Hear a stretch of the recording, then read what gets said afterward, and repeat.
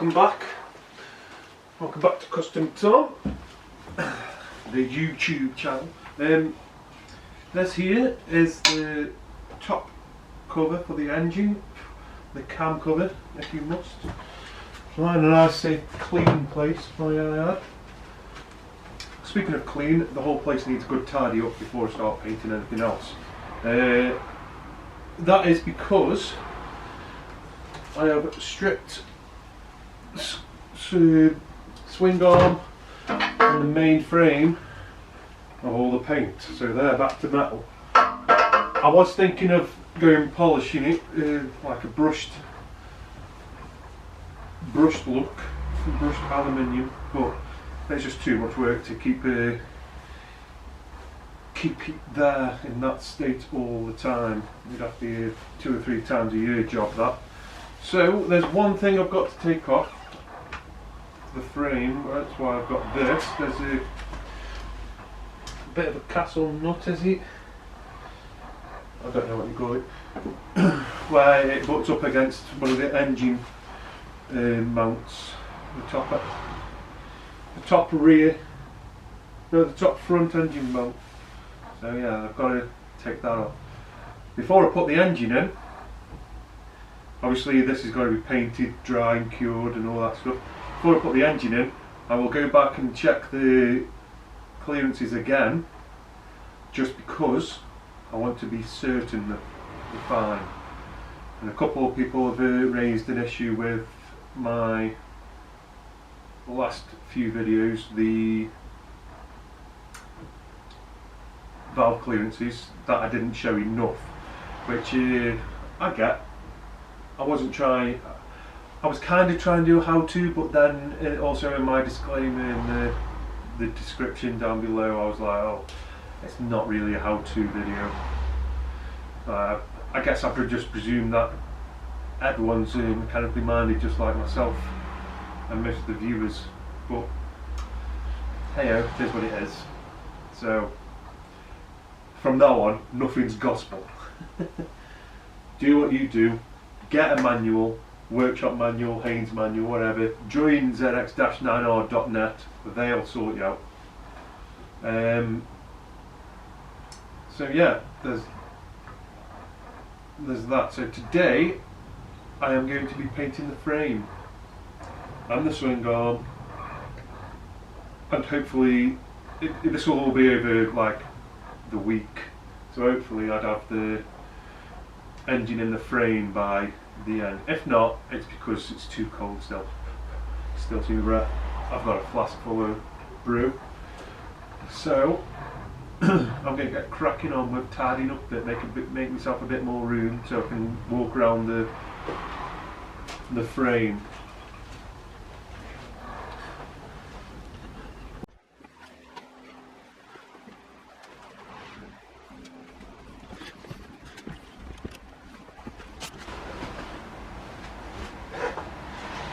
Oh, they're up, they're hanging.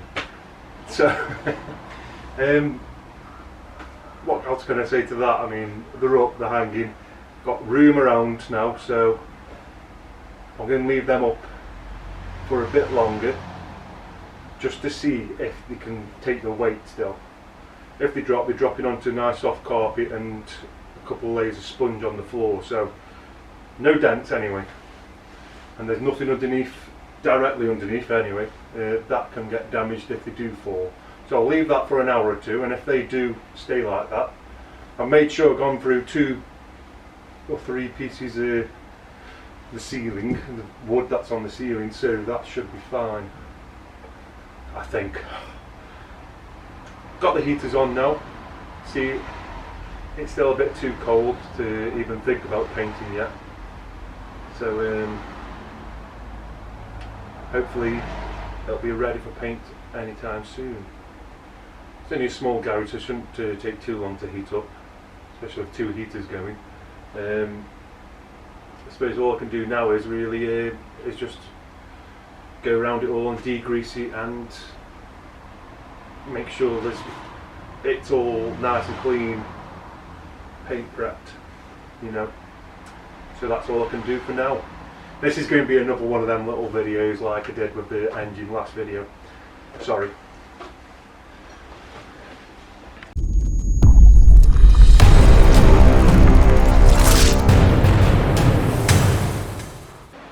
Frames painted, the etched for now, and the swing arm is in the same condition. The next step is to let it flash and dry for, I don't know, say flash and dry. Don't know what the meanings of that is. I'm going to let it dry. I'll just say dry for a good half hour. Well, no, I'll probably do it overnight actually, because it is quite cold still. So if I leave it overnight, it should be touch dry by then.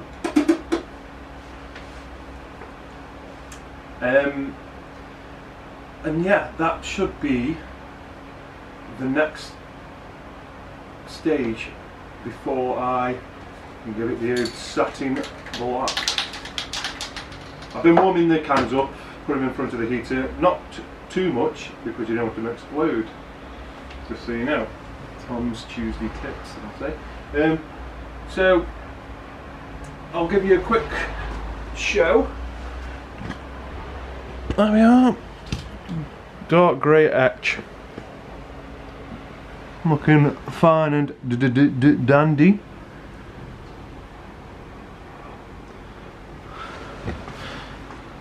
And I've done underneath as well, I just can't bother to show you. So yeah, that's about that. Etch primer has had a good half day to flash off, whatever you want to call it. Now I looked on the website for this, it says, it did say give it about 20 minutes between each coat, but I give it half an hour because it was a bit colder. It's a lot warmer today, sun's shining, it's not as damp, although it is still a bit damp outside. I've also just applied the first coat of satin black. I'll show you now.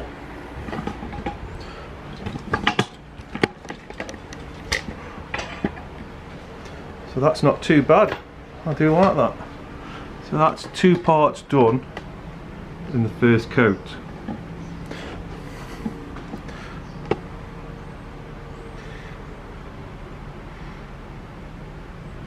Like I say, hopefully this will be a decent job, and I'll have enough time to start getting the engine in. Although I have thought about it, I'm going to have to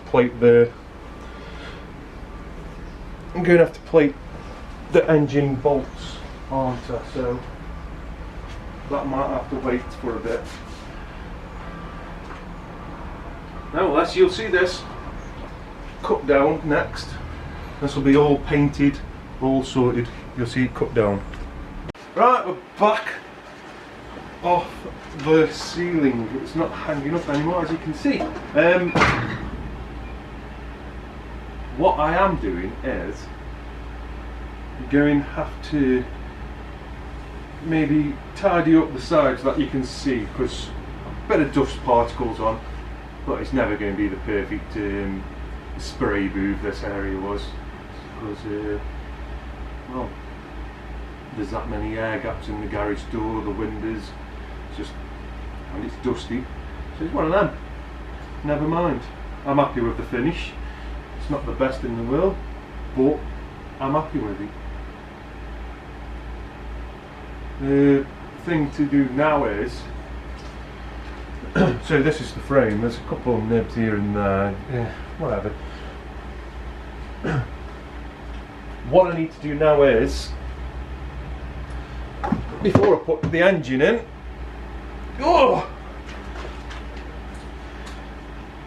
service these bad boys and paint the legs, the bottoms of them. They're not in bad condition. I just like to see what's inside them. The bottom yoke will need painting again. All the hardware, that will need zinc plating, so that's another thing to do. So I've got that to do. I've got the bolts for the engine and all the other type of mounts to, like these, the castle nuts, them to zinc plate, smooth over zinc plate.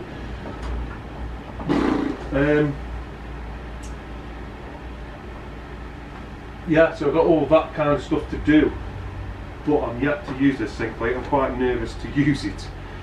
This is the tank heater, of course. All the stuff is in there. The kit's in this tub here. Obviously I need to clean up all this mess, which is probably why there's a few particles on the paint, but never mind. Easy fix that is, just a quick sand with the very fine grit paper and a quick spray over again. I'm not going to clear coat it because, well, it's satin paint, so to me I don't need to clear coat it. It'll just go milky, and in this environment as well it's not going to be the best. So I'm chuffed to bits with that finish. So again, I'll show you around now and I'll get off.